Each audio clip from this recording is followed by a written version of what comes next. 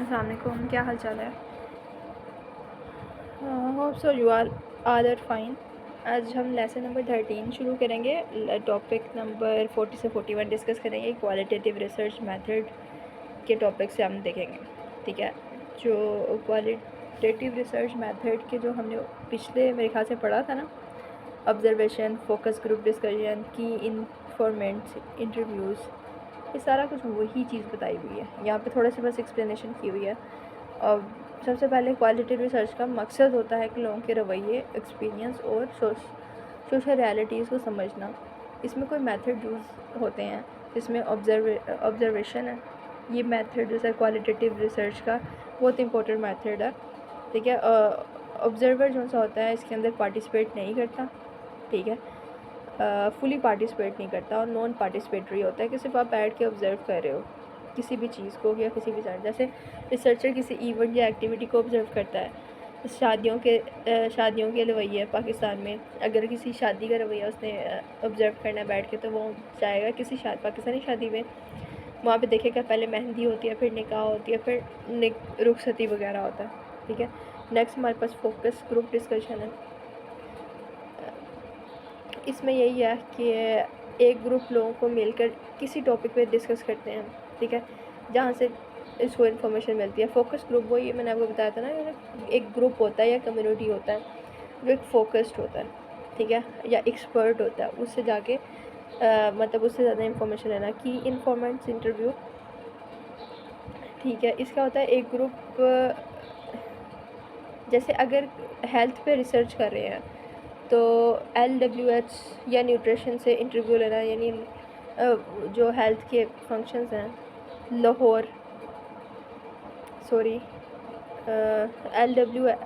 LHW can be की informant respectively, यानी किसी न्यूट्रिशन से बात करना, हेल्थ के बारे में जो हेल्थ का डॉक्टर है उनसे बात करना, उनसे डिस्कस करना, वो बेहतर रहेगा।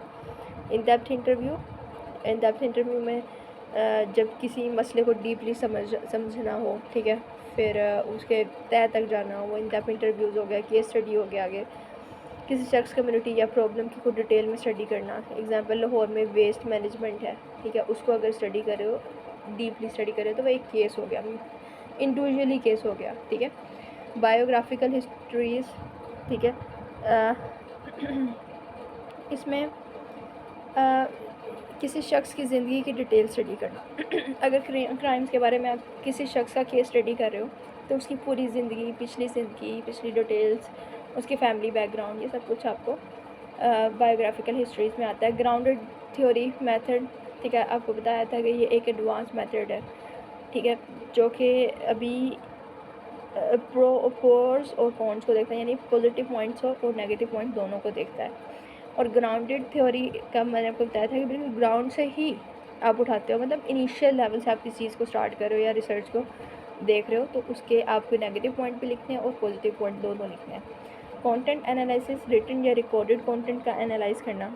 ठीक है, हिस्टोरिकल कंपैरेटिव एनालिसिस, वही मैंने आपको बताया था कि आप पिछले स्टडीज़ उठाते हो, उसको देखते हो, 60-70 के उठाते हो और उससे आज के कंपैरिजन करते हो आज की स्टडीज़ से, फिर उसके अंदर जो गैप है वो फिल वगैरह करते हो।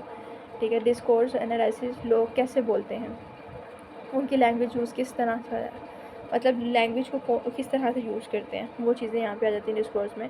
ऑब्जर्वेशन में आ जाता है। ऑब्जर्वेशन का मतलब है किसी को उनके न्यूट्रल इन्वायरमेंट में देखना। ठीक है, उसके उसको बिहेवियर को उसी तरह जज करना। रिसर्चर लोगों का बिहेवियर देख के डेटा कलेक्ट करता है। यहाँ पे ये रिमोन गोल्ड है, 1958 में उसने ऑब्जर्वेशन की 3 टाइप्स बताई थी। ठीक है, जिसमें से एक है ऑब्जर्वर एज ऑब्जर्वर। ठीक है, बस देखना और पार्टिसिपेट ना करना, observer as observer as participant. ठीक है, थोड़ा बहुत है पार्टिसिपेट कर सकते हो आप उसमें। और नंबर 3 वाली है कंप्लीट पार्टिसिपेंट, पूरा इन्वॉल्व हो जाना, जैसे क्रिमिनल्स के गैंग में घुसकर उनके बिहेवियर्स को समझना वगैरह।